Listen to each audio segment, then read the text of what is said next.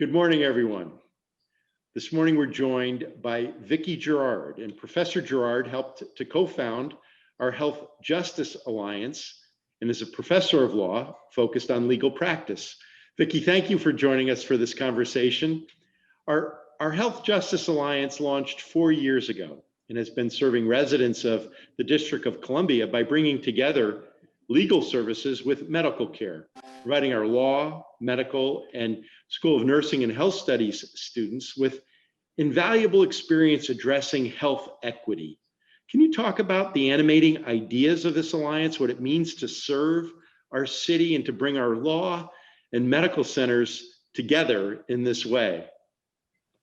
Sure. Well, first, thank you. Thank you so much for inviting me to share this time with you. It's always a pleasure to be able to talk about the work of our medical legal partnership and the efforts that we're making across the city to really serve the communities that we live with.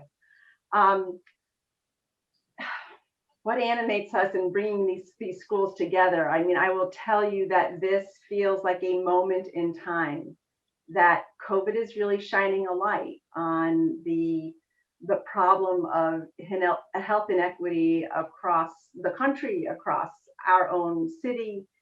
And I feel really lucky that I'm working in a medical legal partnership, which is offering an approach to deal with really some of these problems that require law to be used as a tool to keep people healthy.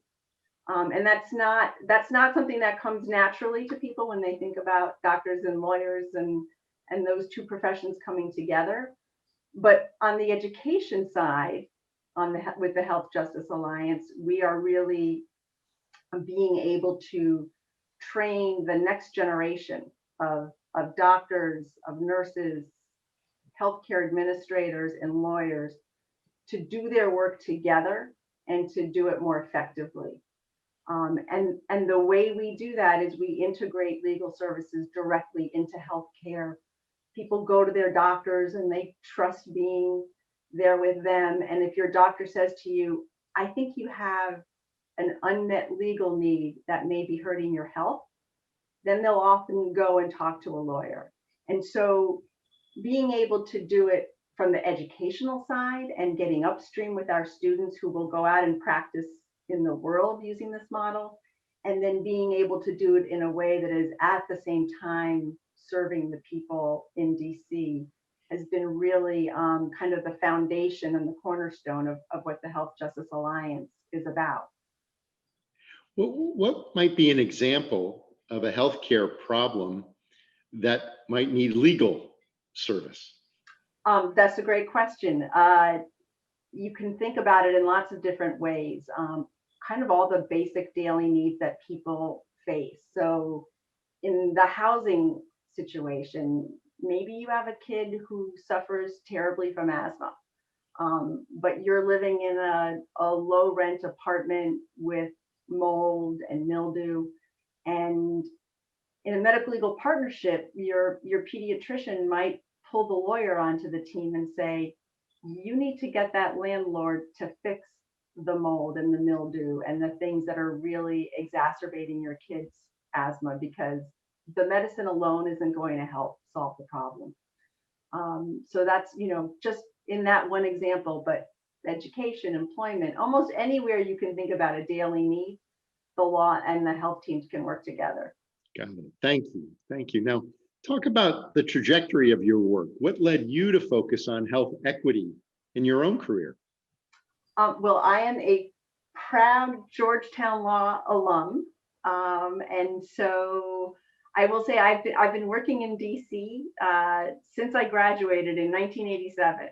And I worked about 14 years in private practice and doing primarily food and drug law. And so I always had that interest in kind of how do our laws and regulations and policies impact health. And then when I came to teach at Georgetown, I taught in the legal practice program for the first 10 years I was there. And really by serendipity was doing some research and came across medical legal partnership as an approach to healthcare delivery. And I think, like so many people in my field, when you first hear about the model, it's like a light bulb goes off and you say, of course that makes sense. Of course, all of the health and medical interventions alone aren't enough when people have these unmet legal needs that are creating barriers to their ability to achieve health.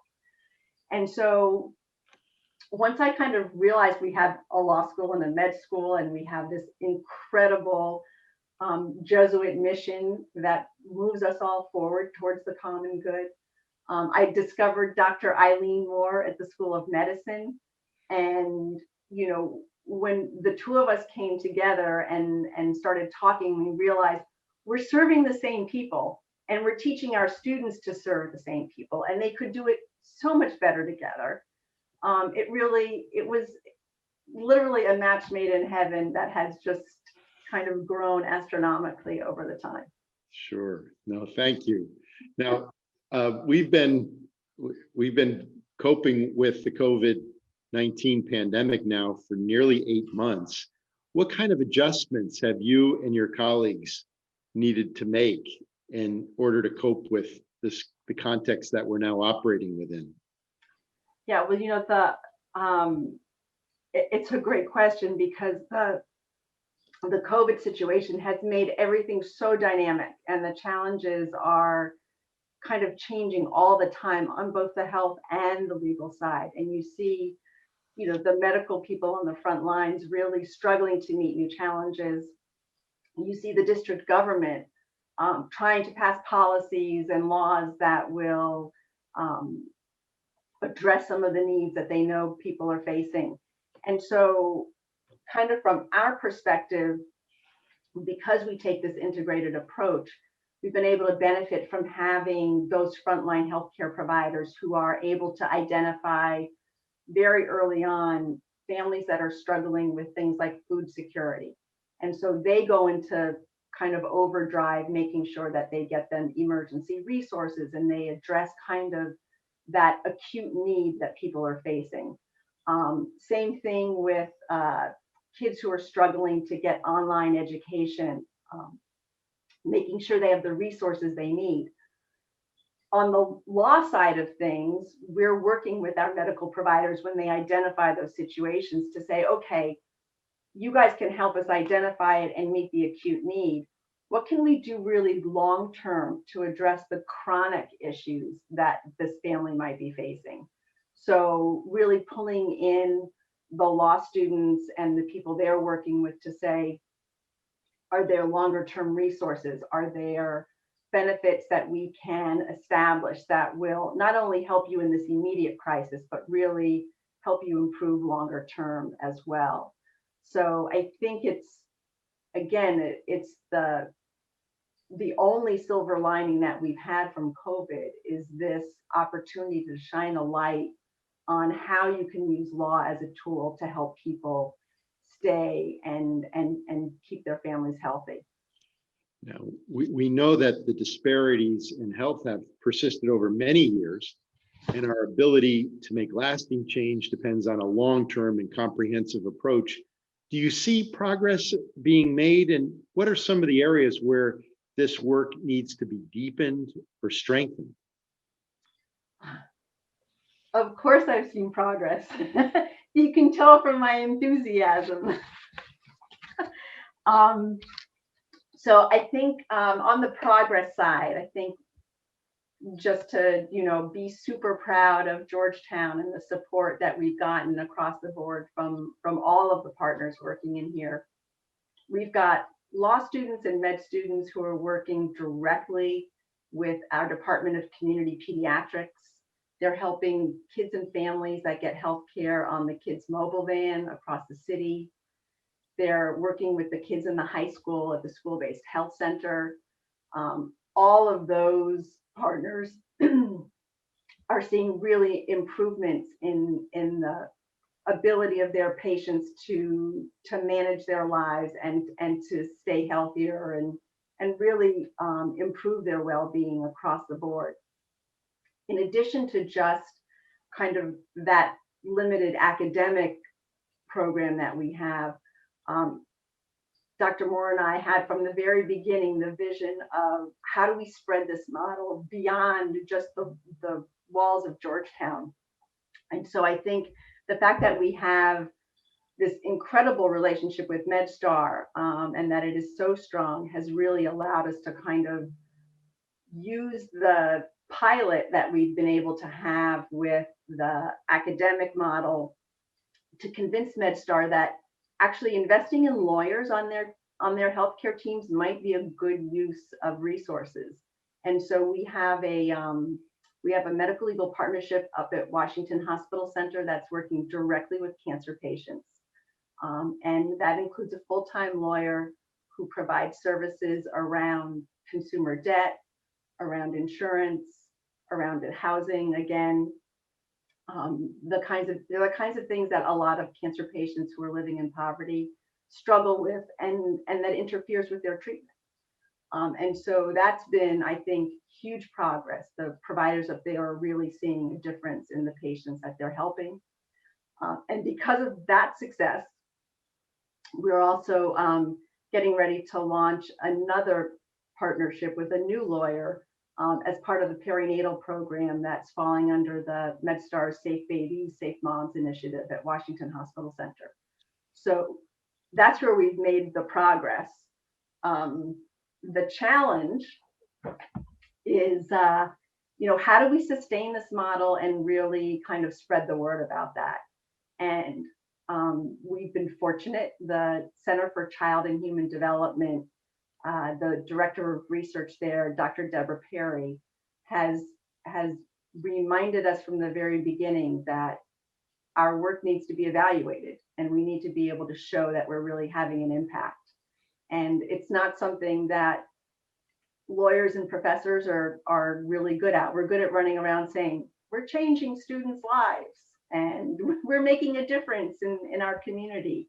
And Deb Perry has said, let's measure it, and let's see how we're going to, really show that over time this is having an impact. So that's a challenge, but I think it's one that we're starting to meet. Oh, that's great. That's great. So we're celebrating the 150th anniversary of our law center this year. What has it been like celebrating this moment? Are there specific experiences or memories that have been particularly meaningful to you, both from your time as a student and now on our faculty? Well, it's been a hard time for big celebrations.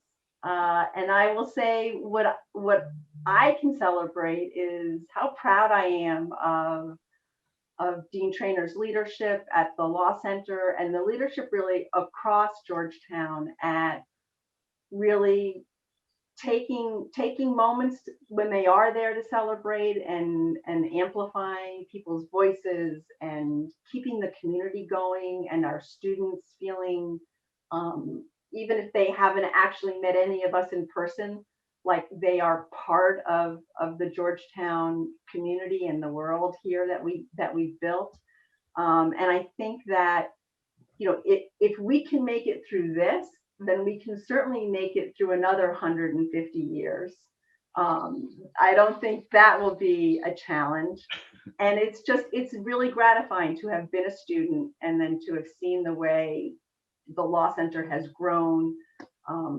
The students that come to us are so much more sophisticated than I and my classmates were as students. I am in awe of the experiences they come with, how many of them come back to school after taking quite a few years off from their undergraduate experiences, and just really bringing in so many diverse voices and expertise and things that I feel like the faculty and the students are growing together in ways that I was really more of the sponge learning from my faculty when I was a student.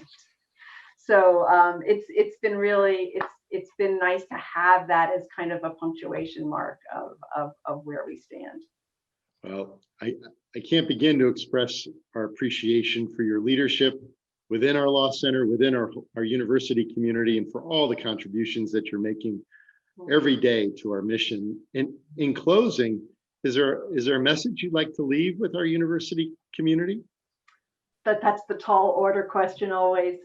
I will say that I think the opportunity to work in the Health Justice Alliance has really taught me about the potential that Georgetown offers everyone to work together and to make these connections. I think that, as I said, we're all learning. The faculty, the clinicians, the students, the community, the people that we're serving in these times especially, we have a lot to learn from each other. We have a lot to give each other.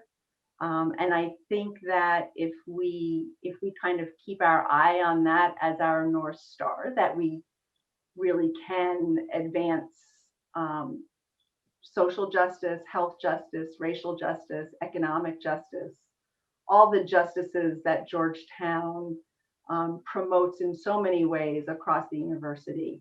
And I hope that we will continue to do that. And I am grateful for the opportunity to be part of it. So thank you. Well, Vicki, thank you for sharing with us today. And again, we're so deeply grateful to you for the work that you do and for the vision of justice and equity that you're helping to realize in our community. So thank you. Thank you. And I look forward to being with all of you again soon. Take care of yourselves and take care of everyone around you, for every Hoya, everywhere.